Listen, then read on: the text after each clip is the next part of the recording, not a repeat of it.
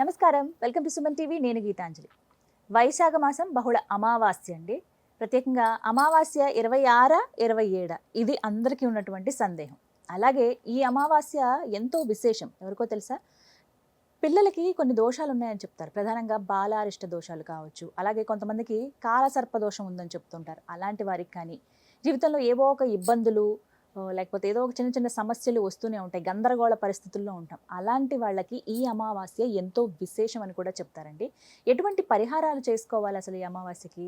అందులోనూ ఏమన్నా ప్రత్యేకమైన పూజలు చేయాలా, నియమం అంటూ పాటించాలా, లేకపోతే ఎవరెవరు చేయొచ్చు, వీటి గురించి తెలుసుకుందాం. వివరించేందుకు ప్రస్తుతం మనతో పాటు ఉన్నారు ప్రముఖ జ్యోతిష్యులు బ్రహ్మశ్రీ నందిభట్ల శ్రీహరి శర్మ గురువు గారు. వారితో మాట్లాడదాం. గురుగారు నమస్కారం అండి. వాగర్థావివ సంపృక్తౌ వాగర్థ ప్రతిపత్తయే జగతః పితరౌ వందే పార్వతీ పరమేశ్వరౌ. ఆదిత్యాయ చ సోమాయ మంగళాయ బుధాయ చ గురుశుక్ర శనిభ్యశ్చ రాహవే కేతవే నమః. శృంగేరి జగద్గురు పీఠాధిపతులకి, కంచి పీఠాధిపతులకి నమస్కారములు తెలియజేసుకుంటూ కార్యక్రమాన్ని ప్రారంభిద్దాం. గురుగారు, వైశాఖ బహుళ అమావాస్య అయితే ఫస్ట్ సందేహం మీరు తీర్చవలసింది ఏమిటంటే 26న లేక 27న? ఏ రోజున అమావాస్య? మనకు అమావాస్య అనేటువంటిది వచ్చేసరికి ప్రధానంగా అందరికీ ఉన్నటువంటిది పితృ కార్యక్రమాలు చేస్తారు అమావాస్య రోజున. అపరాహ్న సమయంలో అమావాస్య తిథి ఉండాలి, మధ్యాహ్నం ఉండాలండి. మధ్యాహ్నం ఉండాలి. ఎప్పుడు? కాబట్టి 26వ తారీఖు రోజున 12 గంటల 17 నిమిషాల తర్వాత అమావాస్య వస్తుంది. సోమవారం అయింది కాబట్టి ఆ సందర్భంగా సోమవతి అమావాస్య. సూర్యుడు ఉదయించిన తర్వాత కూడా ఒక ముహూర్తము 2 ముహూర్తాల కాలాల పాటు ఈ యొక్క ఉంది కాబట్టి మంగళవారం నాడు కూడా అమావాస్య కిందిగా అంటే ఇప్పుడు 2 రోజులుగా. అయితే ఒక సోమవారం రోజునేమో పితృ కార్యక్రమాలకి విశేషముగా, అలాగే ఈ వైశాఖ మాసం ఏం చెప్పబడి ఉందనంటే ముఖ్యంగా పార్వతీ పరమేశ్వరులని, లక్ష్మీనారాయణులని ఇద్దరిని పూజించమని చెప్పబడి ఉంది.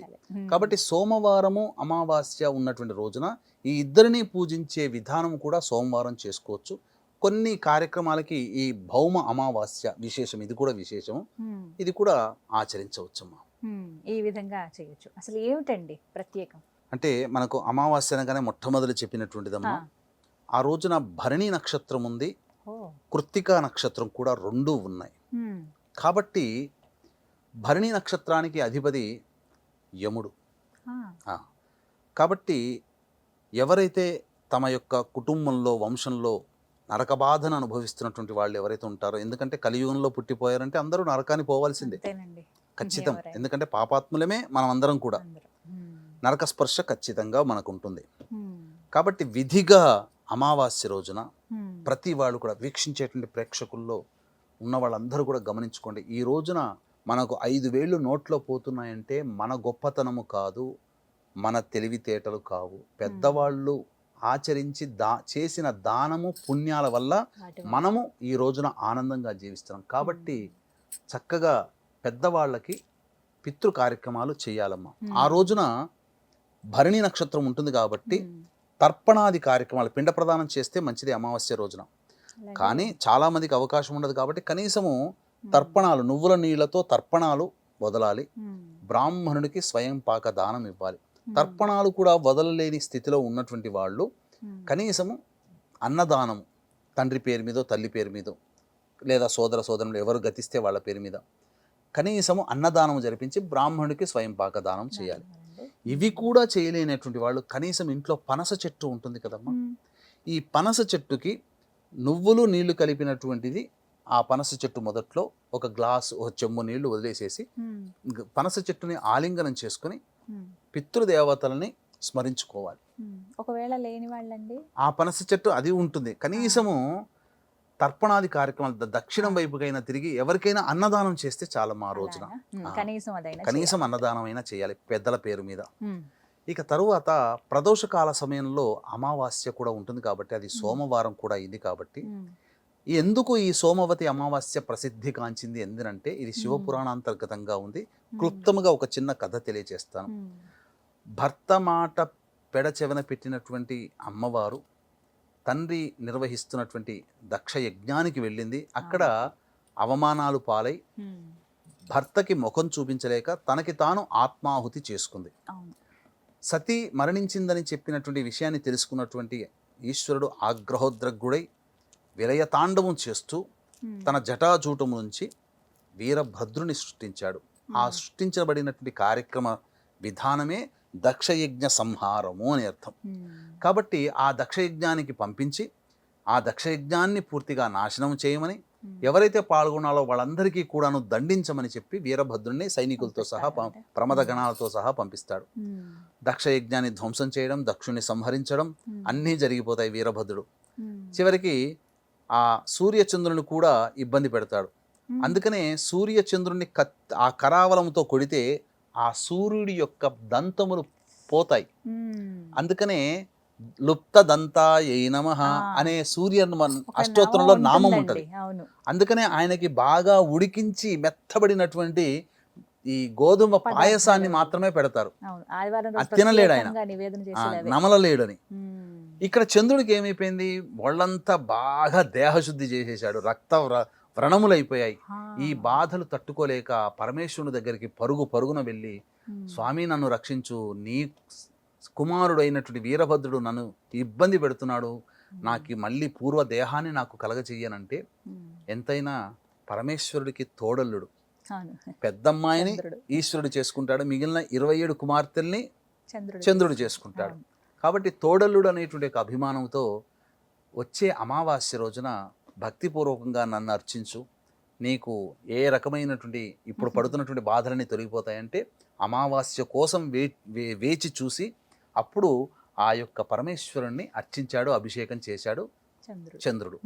ఆ రోజు సోమవారం అయింది, అమావాస్య అయింది. చంద్రుడు అర్చించి అభిషేకం చేసి తనకున్నటువంటి అనారోగ్యాన్ని పూర్తిగా పోగొట్టుకున్నాడు. కాబట్టి ఆ రోజు నుంచి సోమవతి అమావాస్య రోజున ఎవరైతే పరమేశ్వరుణ్ణి భక్తిపూర్వకంగా పూజిస్తారో వాళ్ళకి మానసికమైనటువంటి దోషములు, అంటే మీరు అన్నట్టుగా చికాకులు, సమస్యలు, మనస్సు ప్రశాంతంగా ఉండలేకపోవడము, అపమృత్యు భయాలు, అలాగే గండములు, ఇవన్నీ కూడా ఆ పరమేశ్వరుని వల్ల తొలగిపోతాయి. ముఖ్యంగా ధన సంపాదన పెరుగుతుంది అమావాస్య రోజున ఈ కార్యక్రమాలు చేయడం వల్ల. అందుకనే ఆ రోజున ప్రదోషకాల సమయంలో వీలైతే అమావాస్య రోజున ఉపవాసం ఉంటే చాలా మంచిదమ్మా. కాబట్టి ప్రదోషకాల సమయంలో కాలకృత్యాదులు తీర్చుకొని చక్కగా దేవాలయానికి వెళ్ళి, దేవాలయానికి ఇంటి నుంచే కాలినడకన వెళ్ళాలి, అంటే చెప్పులు లేకుండా వెళ్ళి అక్కడ ఖచ్చితంగా శివాలయంలో రావి చెట్టు ఉంటుందమ్మా. రావి చెట్టు చుట్టూ కూడా ఓం శివాయ నమః అంటూ 108 ప్రదక్షిణలు చేసి ఉత్తరం వైపున కూర్చొని శివ అష్టోత్తరం 3 సార్లు పారాయణం చేయాలి. లేదా ఓం నారాయణాయ నమః, ఎందుకంటే విష్ణువుని కూడా పూజించమన్నది వైశాఖ మాసంలో. కాబట్టి ఈ విధంగా చేసిన తర్వాత విష్ణు అష్టోత్తరం తూర్పు వైపున కూర్చొని విష్ణు అష్టోత్తరం 3 సార్లు చేయాలి. ఎవరి ఇష్టదైవం నారాయణుడు అయితే నారాయణుడని, ఈశ్వరుడైతే ఈశ్వరుడని. తదనంతరం ఆ యొక్క స్వామికి ఆవు పాలతో అభిషేకమైనా చేయించవచ్చు. లేదు గంజి వార్చినటువంటి అన్నాన్ని, పొగలు కక్కుతున్నట్టు కాకుండా గోరువెచ్చగా ఉండాలి అన్నాన్ని, ఆ అన్నముతో ధారగా అభిషేకము ఆ ఈశ్వరుడికి రుద్రమంత్రముతో చేయాలమ్మా, నమ్మకముతో. సోమవతి అమావాస్య రోజున ఎవరైతే ఈశ్వరుని ఒక్కసారి అభిషేకం చేస్తారో 1,00,000 సార్లు అభిషేకము చేస్తే ఎంతటి పుణ్యఫలము కలుగుతుందో సోమవతి అమావాస్య రోజున ఒక్కసారి చేస్తే అంతటి పుణ్యఫలం కలుగుతుంది. అన్నం అంటే ఏంటంటే పుష్టినిచ్చేది, కాపాడేది, మనల్ని మన కుటుంబాన్ని కాపాడేది. కాబట్టి కుటుంబ సభ్యులకి భవిష్యత్తులో అపమృత్యు భయ దోషాలు ముఖ్యంగా తొలగిపోతాయి. తర్వాత వాళ్ళు ఏ సంకల్పంతోనైతే ఉంటారో ఆ సంకల్పం పరమేశ్వర అనుగ్రహం వల్ల ఖచ్చితంగా ఆ స్వామి వల్ల అనుగ్రహం వల్ల తీరుతుంది. ఇక స్వామివారికి ఇష్టమైనటువంటిది అర్చన చేసుకోవాలి. ఈ వైశాఖ మాసంలో మనకు లింగ పురాణం ప్రకారమైనా కానీ, లేదా వైశాఖ పురాణం ప్రకారమైనా కానీ మనం చూసినట్లయితే చెప్పబడినటువంటి అర్చనలో మరువము, దమనము, ఇవి 2 దొరుకుతాయి. ఇవి రెండిటితో కూడా ఆ స్వామివారికి అర్చన చేస్తే చాలా మంచిది. అలాగే విష్ణు దేవాలయంలో కూడా ఈ యొక్క మరువం దవనంతో అర్చన చేయాలి. ఆ సోమవతి అమావాస్య రోజున చెయ్యాలి. విశేషం ఏంటంటేనమ్మా, ఈసారి సోమవతి అమావాస్యకి భరణి నక్షత్రం వెళ్ళిపోయిన తర్వాత ప్రదోషకాల సమయంలో కృత్తికా నక్షత్రం ఉంటుంది. అంటే అమావాస్య రోజున అసలు చంద్రుని స్పర్శే ఉండదు, చంద్రుడే కనబడడు. అవును. కానీ సోమవారం చంద్రుని వారము కాబట్టి చంద్రుడు ఉన్నట్టే లెక్క. అమావాస్య కేవలం రవి మాత్రమే ఉంటాడు, కానీ చీకటి సమయంలో రవి కనబడాడు కదా. కానీ రవి నక్షత్రమైనటువంటి కృత్తిక, ఉత్తర ఫల్గుని, ఉత్తరాషాఢ నక్షత్రాలలో కృత్తికా నక్షత్రం ఉంటుంది. కృత్తికా నక్షత్రము అనేటువంటిది ఉంటుంది, అది ప్రధానం. ఆ కృత్తికా నక్షత్రము మేషరాశిలో ఉంటుంది. మేషరాశిలో రవి ఉచ్చ స్థితిలో ఉంటాడు, రవి చంద్రులు అక్కడ ఉంటారు. ఈ సందర్భముగా ఎవరైతే రాజ్య పదవి కావాలి, ఉద్యోగం కావాలి, ఒక మంచి పదవి కావాలనుకున్న వాళ్ళు 1,00,000 బిల్వములతో గనక ఈ సోమవతి అమావాస్య రోజున ఎవరైతే ఆ స్వామిని అర్చిస్తారో, రవి ఉచ్చస్థితి, చంద్రుడు ఉండడు, కానీ సోమవారము అమావాస్య అద్భుతంగా వాళ్ళకి పదవి లభిస్తుందమ్మా, సందేహమే లేదు. కృత్తికా నక్షత్రము కాబట్టి చాలా మంచిది అని చెప్పవచ్చు. ఇలా చేసి ఎవరైతే ఆ ప్రసాదాన్ని తీసుకోవాలి, కుటుంబ సభ్యులు లేదా 10 మందికి పంచవచ్చు అన్న ప్రసాదాన్ని. ఈ విధంగా ఆ రోజున చెయ్యాలమ్మా. అర్చించేటువంటి విధానములో మారేడు దళాలతో అర్చన చెయ్యాలి, లేదా నీలి రంగు చామంతి పుష్పాలు లేదా నీలి రంగు శంకు పుష్పాలు దొరుకుతాయి, వాటితోనైనా కానీ అర్చన. తర్వాత ఆ స్వామి వారికి సంబంధించినటువంటిది అనేకమైనటువంటి పుష్పాలు అర్చన, గన్నేరు పుష్పాలతో అర్చన చేయవచ్చు. ఇలా చాలా చెప్పబడి ఉన్నాయమ్మా, అనేక పుష్పాలతోనైనా చేయవచ్చు. ఇక తదనంతరం తెల్లవారి వస్తున్నటువంటిది భౌమ అమావాస్య. ఇది చాలా ప్రత్యేకమైనది. ఇది ఈ రోజున ప్రధానంగా అనేక దోషాలలో ఉన్నటువంటి వాళ్ళు ఈ యొక్క రోజున గనక ఆ పరమేశ్వరుని ఆరాధన చేస్తే తప్పకుండా చాలా దోషాలు తొలగిపోతాయమ్మా. గురుగారు, మరి మంగళవారం రోజు కూడా అమావాస్య ఉంది కాబట్టి ఆ రోజున ప్రత్యేకంగా ఏం చేస్తే మంచిదని అంటారు? ఎందుకంటే నేను ఇందాక ఇంట్రొడక్షన్ చెప్పేటప్పుడు కూడా అన్నాను, కాలసర్ప దోషాలు ఉన్న వాళ్ళు కావచ్చు, పిల్లలకి బాలారిష్టాలన్నీ ఉంటాయండి, ఇలాంటి వాళ్ళకి ఎలా ఉపయోగపడుతుంది, ఏం చేయాలి వాళ్ళు? బాలారిష్ట దోషాలు పుట్టగానే చిన్నపిల్లలకి 8 సంవత్సరాలు లేదా 16 లేదా 24 సంవత్సరాల వరకు అనారోగ్య సమస్యలు తరచూ ఉంటాయి. అటువంటి రాకూడదు అంటే బాలారిష్ట దోష నివారణ జరిపించుకోవాలి. అందరికీ శక్తి ఉండదు కాబట్టి ఇటువంటి ప్రత్యేకమైనటువంటి తిథులలో ఉన్నప్పుడు బాలారిష్ట దోష నివారణ ఎలా జరుపుకోవాలి. ఇక తదనంతరం బాలారిష్ట దోషము, అలాగే మంగళవారము అమావాస్య కలిసి వచ్చింది కాబట్టి కుజదోషము, అలాగే ప్రధానముగా సంతానపరమైనటువంటి దోషములతో బాధపడుతున్నటువంటి వాళ్ళు, ముఖ్యంగా సుబ్రహ్మణ్య స్వామి యొక్క అనుగ్రహం పాత్రలు, కాలసర్పదోషం. ఎందుకంటే రాహుకేతుల మధ్య గ్రహాలు ఉంటాయి, పైగా ఇప్పుడు ఉన్నటువంటి సమయం చాలా వింతైనటువంటి సమయం. ఇప్పుడు కాలసర్పదోషం నడుస్తుంది ప్రస్తుత కాలంలో, గ్రహాలన్నీ రాహుకేతుల మధ్య బంధింపబడ్డాయి. ఈ సమయంలో ఎవరైతే ఈ వైశాఖ అమావాస్య 27వ తారీఖు భౌమ అమావాస్య ఉంది, ఉదయం 8:36 వరకు ఏదో అమావాస్య ఉంటుంది. ఆ సమయంలోనే ఈ చెప్పబడేటువంటి పరిహారం చేసుకోవాలమ్మా. ఏంటంటే పరమేశ్వరునికి అర్చనాభిషేకాదులు చేసుకోవాలి. వీక్షించేటువంటి ప్రేక్షకులకు గమనిక, ఈ 26వ తారీఖు రోజున సోమవతి అమావాస్య సందర్భంగా ప్రస్తుతం కాలసర్పదోషం నడుస్తుంది ప్రపంచమంతా కూడా. రాహుకేతులు మారారు, గురువు మారాడు, శని కూడా మారాడు. కాబట్టి ఈ గ్రహాలకి అంతరిక్ష దేవతలైనటువంటి దశమహావిద్యల దైవానుగ్రహాన్ని పొందే ప్రయత్నంలో భాగంగా రాహుకి చిన్నమస్త, కేతువుకి ధూమవతి, అలాగే గురువుకి తార మరియు శనికి కాళి, ఈ 4 దేవతల హోమాలతో పాటు వారాహి హోమం కూడా సోమవతి అమావాస్య అయినటువంటి 26వ తారీఖు రోజున సాయంకాలం 6:30 తర్వాత ప్రారంభమవుతుంది. 5 గంటల లోపల ఎవరైనా ఈ కార్యక్రమంలో గోత్రనామాలు నమోదు చేసుకోవచ్చు. దీని వలన సమస్తమైనటువంటి బాధలు తొలగిపోతాయి. అన్ని రకాల సమస్యలు, ప్రయోగ బాధలు, నరదృష్టి, అనేకమైనటువంటి వివాదాలు తొలగిపోతాయి. ఆనందకరమైన జీవితాన్ని పొందుతారు. ఒక దోషము మీ జాతక చక్రంలోంచి తొలగించబడుతుంది ఈ కార్యక్రమంలో పాల్గొనడం ద్వారా. ఈ కార్యక్రమంలో పాల్గొన్నటువంటి వాళ్ళకి శక్తిపాతము చేయబడినటువంటి శంకరుంగలిమాలని మీకు అందివ్వడం జరుగుతుంది. ఈ భౌమ అమావాస్య రోజున కదమ్మా కృత్తికా నక్షత్రం ఉంటుంది, భరణి నక్షత్రం వెళ్ళిపోయి కృత్తికా నక్షత్రం ఉంటుంది. మంగళవారము కృత్తికా నక్షత్రము ఉండడం చాలా విశేషం.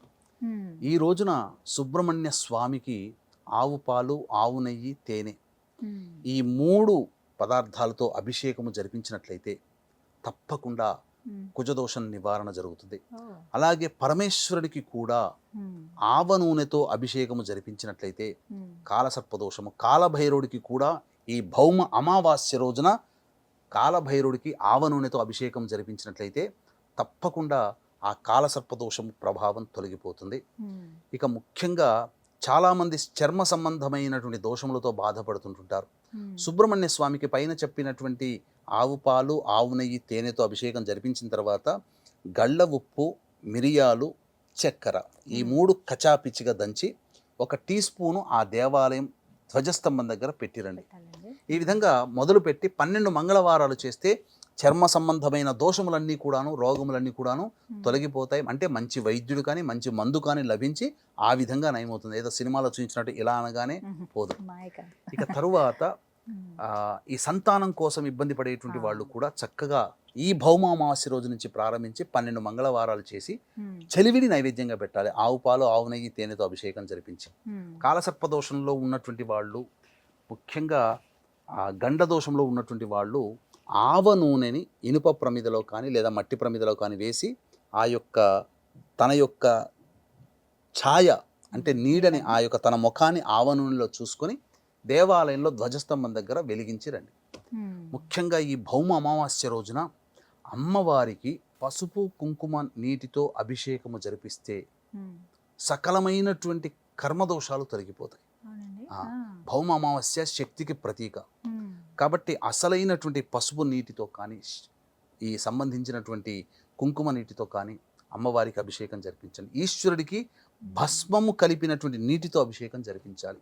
ఇలాంటి ప్రక్రియలు ఉదయం 8:30 లోపల చేసేయాలమ్మా.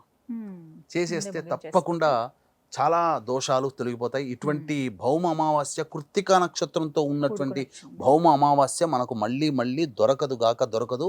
ఇంకొక విషయం మీకు తెలియచేస్తానమ్మా. అసలు మొదట్లోనే చెప్పాల్సినటువంటిది, ఈ సంవత్సరంలో సోమవతి అమావాస్య ఇదొక్కటే, సంవత్సరానికి ఒకటే. అసలు ఇంకా లేనే లేదుగా. అసలు మొత్తం ఈ 2025 సంవత్సరంలో సోమవతి అమావాస్య లేదు. 26వ తారీఖు రోజునని చెప్పడంలో ఘంటాపదంగా చెప్పొచ్చు. చక్కటి పరిహారాలు తెలియజేశారు, చేసుకున్నారు. 2 రోజులు వచ్చింది కాబట్టి ఎవరికి ఎటువంటి సమస్య ఉన్నా వారి విధంగా చేసుకుంటే ఆ కష్టాల నుంచి ఖచ్చితంగా గట్టెక్కుతారు. చక్కగా వివరించారు గురుగారు, ధన్యవాదాలు. సర్వం శ్రీ ఉమామహేశ్వర పరబ్రహ్మార్పణమస్తు.